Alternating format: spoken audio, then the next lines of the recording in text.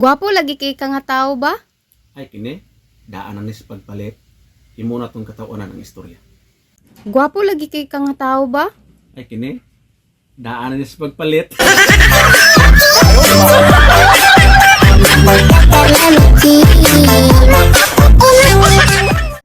Tinapa lang sa tani karon. Sumo naman sige kaw isda.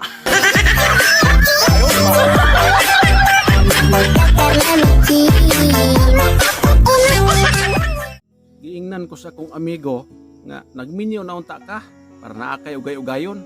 Gitubag pud nako og mayra man ang ugay-ugay guwa diha. Pero naa paskang lamian.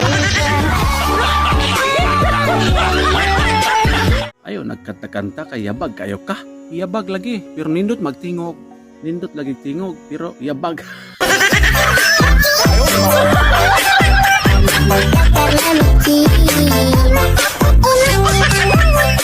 Nakaila ka ning ipagdimok kinsa man ning tawhanan ni taga-asa man ni siya noy.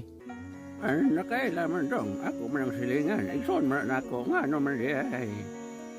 Wala lang noy, ngutana lang. Ako man gunang papa.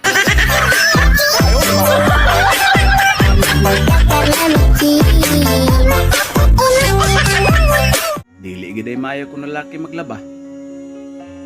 Budak ko ang tutoy.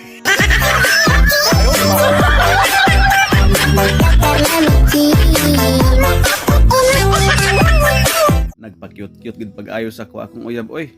Ala nga istet kayo ang buhok. Bag-o ba yung riban? Suko kaysa nako eh.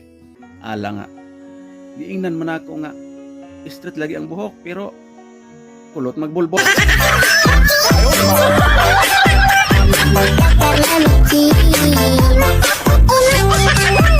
Gihinambugan ko sa akong amigo. Niingon siya nga may tambok na kuno siya, dako na kay sa glawas. Suko kaysa nako eh. Giingnan man ako dako lagi glawas pero gamay mag-uti.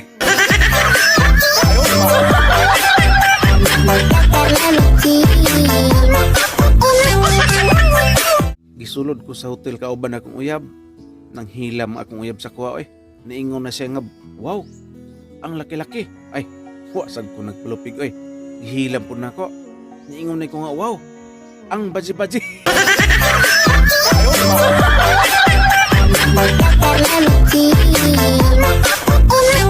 Pasko na sad. Tinatag na sa mga regalo sa mga binataan eh. Pagitaan eh. Wag yung mga hatag.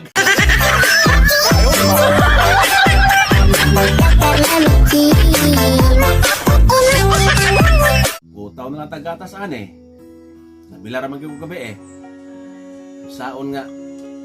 Itutoy ko sa kong asawa. Nang hawin lang kong baba. Wag ko gatas nga nakuha.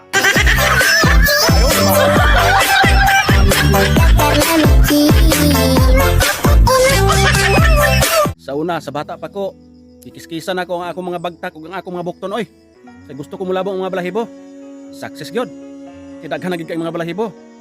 Tungod sa kadaghan wala gud mo igo. Ang uban, nibalhin na sa kong lubot.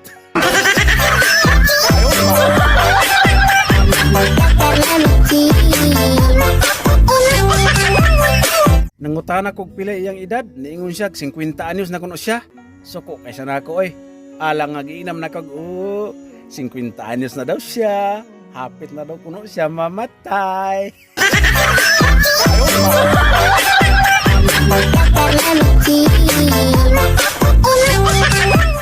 Gahias manok oh. Gilat ara kog 30 minutes tungag oras ra.